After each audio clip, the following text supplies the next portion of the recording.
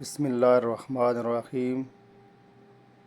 اس زمانے میں عرب کا دستور یہ تھا کہ جب ان کے ہاں کوئی بچہ پیدا ہوتا تو وہ دیہات سے آنے والی دائیوں کے حوالے کر دیتے تھے تاکہ دیہات میں بچے کی نشو و نما بہتر ہو اور وہ خالص عربی زبان سیکھ سکے۔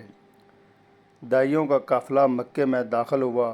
انہوں نے ان کے گھروں کی تلاشی شروع کی جن میں بچے پیدا ہوئے تھے۔ اس طرح بہت سے دائییں جناب عبد المطلب کے گھر بھی آئیں۔ نبی کریم صلی اللہ علیہ وآلہ وسلم کو دیکھا، لیکن جب انہیں معلوم ہوا کہ یہ بچہ تو یتیم پیدا ہوا ہے تو اس خیال سے چھوڑ کر آگے بڑھ گئیں کہ یتیم بچے کے گرانے سے انہیں کیا ملے گا۔ اس طرح دائییں آتی رہیں جاتی رہیں، کسی نے آپ کو دودھ پلانا منظور نہ کیا، اور کرتی بھی کیسے؟ یہ سعادت تو حضرت حلیمہ رضی اللہ عنہ کے حصے میں آنا تھی۔ جب حلیمہ مکہ پہنچی تو انہیں معلوم ہوا سب عورتوں کو کوئی نہ کوئی بچہ مل گیا ہے اور اب صرف وہ بغیر بچے کے رہ گئی ہیں، اور اب کوئی بچہ باقی نہیں بچا۔ ہاں، ایک یتیم بچہ ضرور باقی ہے جسے دوسری عورتیں چھوڑ گئی ہیں۔ حلیمہ سعدیہ رضی اللہ عنہا نے اپنے شوہر عبداللہ ابن حارث سے کہا، خدا کی قسم مجھے یہ بات بہت ناگوار گزر رہی ہے کہ میں بچے کے بغیر جاؤں۔ دوسری سب عورتیں بچے لے کر جائیں، یہ مجھے طعنہ دیں گی، اس لیے کیوں نہ ہم اس یتیم بچے کو لے لیں۔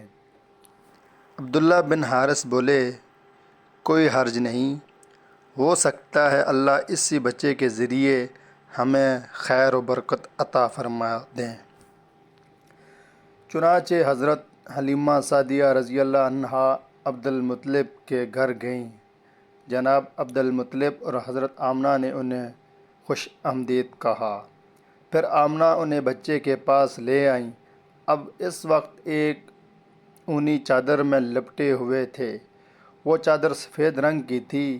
آپ کے نیچے ایک سبز رنگ کا ریشمی کپڑا تھا۔ آپ سیدھے لیٹے ہوئے تھے۔ آپ کے سانس کی آواز کے ساتھ مشک کی سی خوشبو نکل کر پھیل رہی تھی۔ حلیمہ سعدیہ رضی اللہ عنہا آپ کے حسن و جمال کو دیکھ کر حیرت زدہ رہ گئیں۔ آپ اس وقت سوئے ہوئے تھے۔ انہوں نے جگانا مناسب نہ سمجھا، لیکن جو نہیں انہوں نے پیار سے اپنا ہاتھ آپ کے سینے پر رکھا۔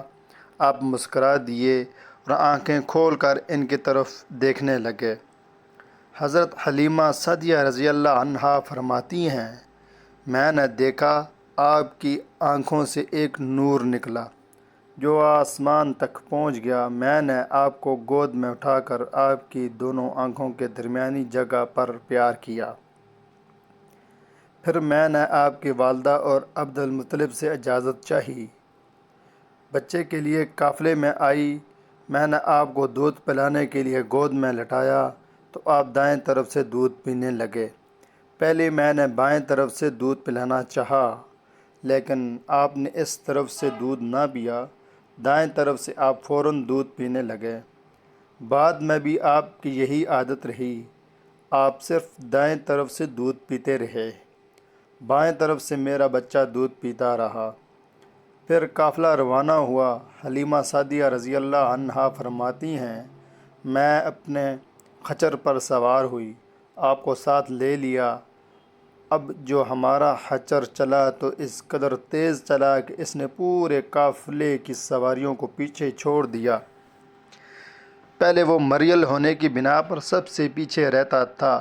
میری خواتین ساتھی حیرانگی سے مخاطب ہوئیں، ہے حلیمہ، یہ آج کیا ہو رہا ہے؟ تمہارا خچر اس قدر تیز کیسے چل رہا ہے؟ کیا یہ وہی خچر ہے جس پر تم آئی تھیں اور جس کے لیے ایک ایک قدم اٹھانا مشکل تھا؟ جواب میں نے ان سے کہا، بے شک یہ وہی خچر ہے، اللہ کی قسم اس کا معاملہ عجیب ہے۔ پھر یہ لوگ بنو سعد کی بستی پہنچ گئے۔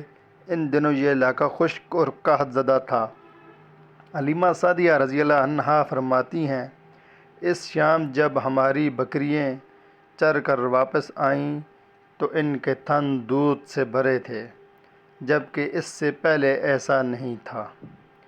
ان میں سے دودھ بہت کم اور بہت مشکل سے نکلتا تھا۔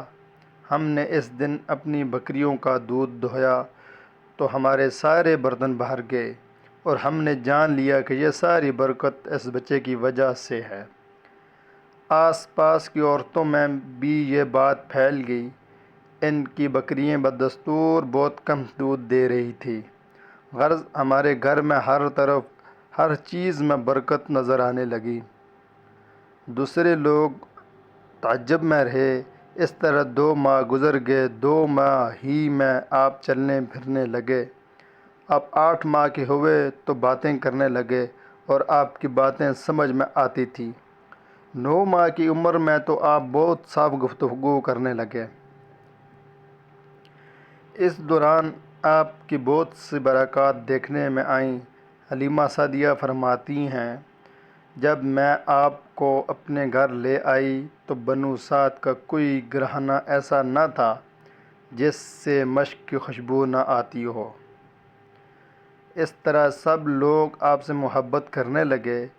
جب ہم نے آپ کا دودھ چھڑایا تو آپ کی زبان مبارک سے یہ الفاظ نکلے، اللہ اکبر کبیرہ، الحمدللہ کثیرہ، سبحان اللہ بکرۃ و اصیلا، یعنی اللہ تعالیٰ بہت بڑا ہے، اللہ تعالیٰ کے لیے بے حد تعریف ہے اور اس کے لیے صبح و شام پاکی ہے۔ پھر جب آپ صلی اللہ علیہ وآلہ وسلم 2 سال کے ہو گئے تو ہم آپ کو لے کر آپ کی والدہ کے پاس آئے۔ اس عمر کو پہنچنے کے بعد بچوں کو ماں باپ کے حوالے کر دیا جاتا تھا۔ ادھر ہم آپ کی برکات دیکھ چکے تھے اور ہماری آرزو تھی کہ ابھی آپ کچھ اور مدت ہمارے پاس رہیں۔ چنانچہ ہم نے اس بارے میں آپ کی والدہ سے بات کی۔ ان سے یوں کہا کہ آپ ہمیں اجازت دیجیے کہ ہم بچے کو 1 سال اور اپنے پاس رکھیں۔ میں ڈرتی ہوں کہیں اس پر مکہ کی بیماریوں اور آب و ہوا کا اثر نہ ہو جائے۔ جب ہم نے ان سے بار بار کہا تو حضرت آمنہ مان گئیں اور ہم آپ کو پھر اپنے گھر لے آئے۔ جب آپ کچھ بڑے ہو گئے تو باہر نکل کر بچوں کو دیکھتے تھے، وہ آپ کو کھیلتے نظر آتے، آپ ان کے نزدیک نہ جاتے۔ ایک روز آپ نے مجھ سے پوچھا، امی جان کیا بات ہے، دن میں میرے بھائی بہن نظر نہیں آتے؟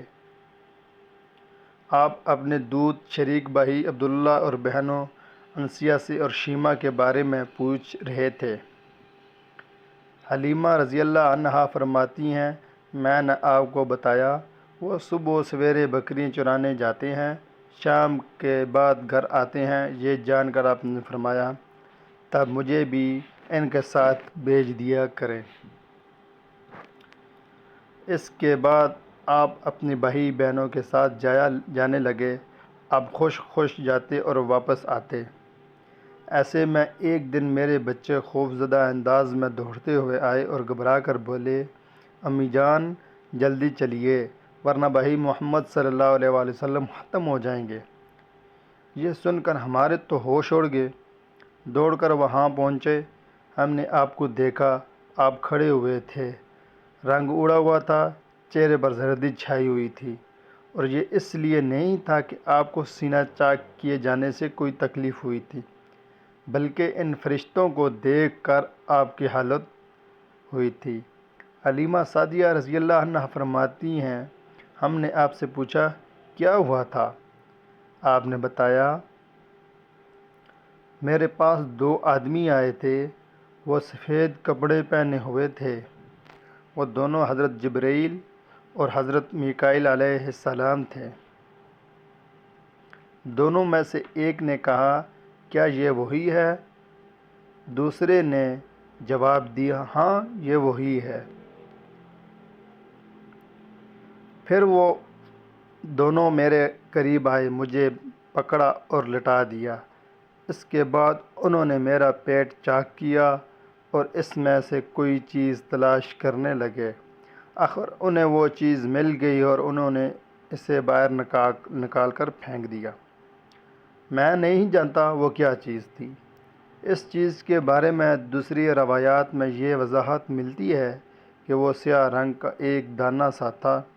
یہ انسان کے جسم میں شیطان کا گھر ہوتا ہے اور شیطان انسان کے بدن میں یہیں سے اثرات ڈالتا ہے۔ حلیمہ سعدیہ رضی اللہ عنہا فرماتی ہیں، پھر ہم آپ کو گھر لے آئے۔ اس وقت وہ میرے شوہر عبداللہ بن حارث نے مجھے سے کہا، حلیمہ مجھے ڈر ہے کہیں اس بچے کو کوئی نقصان نہ پہنچ جائے، اس لیے اسے اس کے گھر والوں کے پاس پہنچا دو۔ میں نے کہا ٹھیک ہے۔ پھر ہم آپ کو لے کر مکہ کی طرف روانہ ہوئے۔ جب میں مکہ کی بالائی علاقے میں پہنچی تو آپ اچانک غائب ہو گئے۔ میں حواس باختہ ہو گئی۔